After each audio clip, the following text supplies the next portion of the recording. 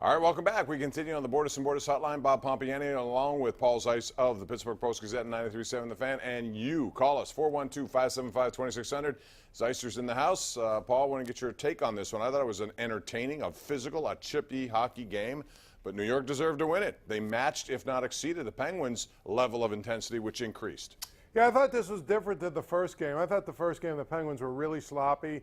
I thought the Penguins created a lot of their own headaches in the first game. And, you know, you kind of came away from that thinking, well, you know, the Penguins really didn't play well. The Islanders did a lot of good things, but the Penguins really kind of handed them the game. I didn't feel like that tonight, Bob. I think tonight, watching tonight's game, more so than the first game, tonight I could actually see the Islanders winning this series. But I'm not saying they will. I'm just saying tonight they actually beat the Penguins. They just beat them. I don't think the Penguins played poorly. I don't think they, you know, all the penalties they took were kind of stupid. But you know what? They survived all that if you think about it. I mean, it was 0-0, and then they actually had a 1-0 lead.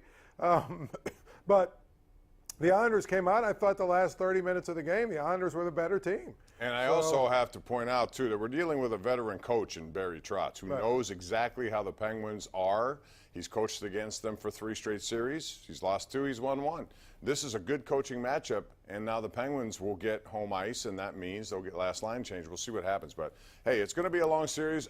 If anyone out there thought this was going to be over in 4 or 5, you're wrong, because the Penguins will have a response. It's just that New York is better than I think a lot of people thought. They play hard. They're fast. They're physical when need be, and they got good goaltending. That's been their calling card all season. Yeah, and I think that's the big thing is the goaltenders, you know, was really good tonight. And I think the biggest part of it is, Bob, if you really think about it, this was what I said at the start of it would be a really difficult matchup for the Penguins because of the way they play. Because of the way that the Islanders play, this was going to be a tough matchup for the Penguins. So nothing I've seen so far is surprising.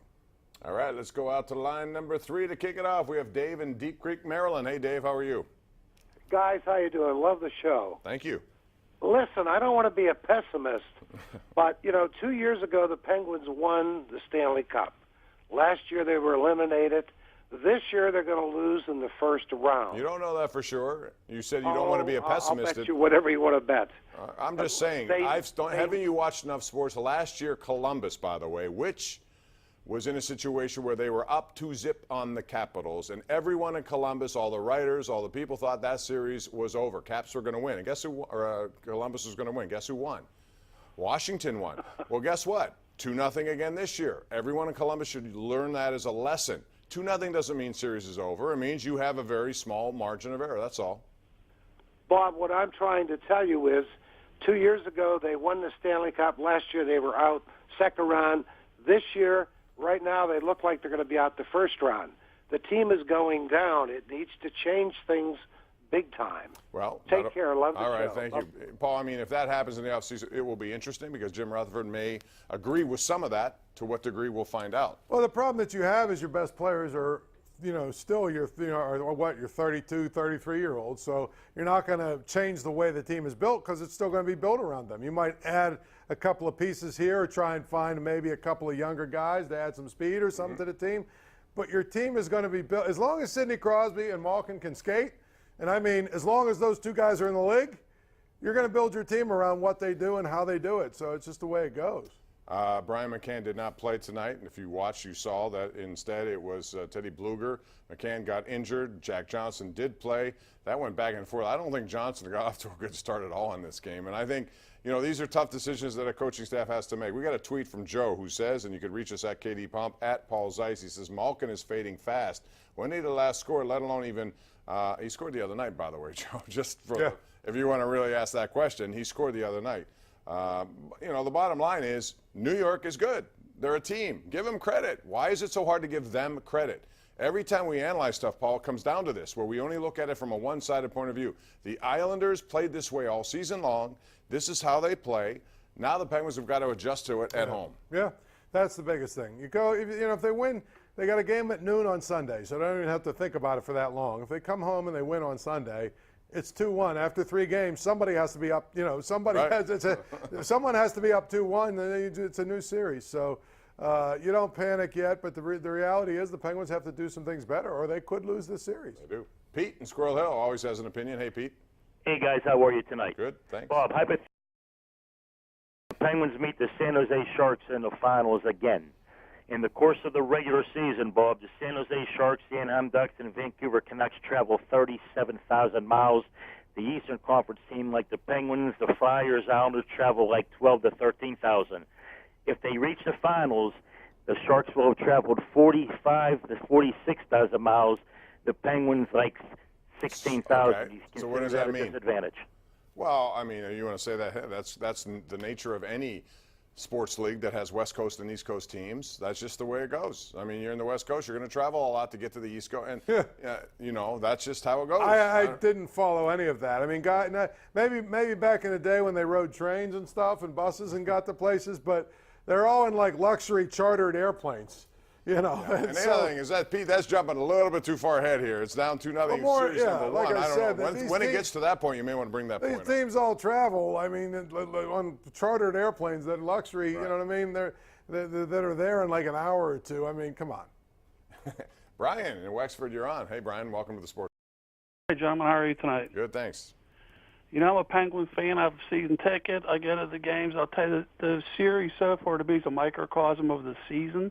I think the Penguins line, player for player, have a better team than the Islanders. I think if you could make one change, to me, is the coaching. I think there's something with the coaching and strategy and motivation. The team's just not playing the talent. I'm not going to. Mike Sullivan has won a couple of Stanley Cups. The only reason why they didn't win one last year is because they ran into the same buzzsaw team that they had been, and it was a third year where they got very little rest in between any of these seasons, year to year to year. I'm not going to go there. They're both good coaches. Sullivan is, so is Trotz. Trotz has been around Paul for not just Washington, before that Nashville. They didn't win anything down there, but he had them as a yearly contender. Yeah, I mean, I guess people were talking about some of the lineup changes and things of the such, some of the decisions he's made, but I tend to not think that all that stuff is all that significant. Dan in Johnstown, welcome to the Sports Call. Go ahead, Dan. Yeah, thanks for taking my call. Great show. Sure. And I wanted to say, first of all, I've got to be careful for what we wish for. And as far as how the games are going now, do you think we could turn it around, cut their speed off, and get the momentum back? Well, I think, I think the Penguins can, but I think more importantly than that, they got to capitalize on special team opportunities. You know, that's their calling card. They get on it and they make it happen. They haven't had that kind of success so far in this series. So, you know, to me, there are little things all involved with this. The Penguins have gotten a lot of shots on goal. They've gotten opportunities, but, you know, sometimes it's just, again, I go back to crediting a team, just as I would credit, I think Game 1 in the Tampa series, I would blame Tampa for the way. Tonight, I credit Columbus. They came out and they took the attack. Sometimes you got to credit the other team, too. I mean, again, you're in the playoffs. Everyone's good. So they are. Anything can happen in the playoffs. And so, you know, my thing is, like I said, Game 1, I thought the Penguins didn't play well. They were sloppy. And then, you know what? The Islanders took advantage of it. Tonight, I thought the Islanders were the better team. For at least the last 30 minutes of the game, I thought the Islanders were the better team. Right. MM on Twitter. He says, do you guys see any foreseeable lineup changes Sunday? And P.S. Happy belated birthday. Thank you, MM. I appreciate that. Lineup changes, you know, it depends on injuries, too, because Jared McCann is a big part of what they've been doing, and if he's not available, that changes a lot what goes on. You know, Mike Sullivan's not a believer in 7 defensemen, never really has, unless it's urgent to do. So, Paul, I don't know what I would expect. I know that Jack Johnson hadn't played in the series yet, and I thought he was a little stale starting off. Would you switch defense alignment again, or what would you do there? I don't think that's relevant. I mean, again, I might change the front line. I'll tell you what, the Crosby, give them credit too. Their fourth line is the best in hockey. That was my key coming into this. But now series. it'll change a little bit, right? Because when they come home, I mean, they won't have the advantage of knowing when they can put that line out there. But they're very good at what they do. I'm just thinking, if it's Mata, if it's Johnson, I mean, to me, that's not relevant. They just have to play better than they played, period. I think I may make a switch and put Hornquist on the top line here or something of that nature, because I think you have to do that.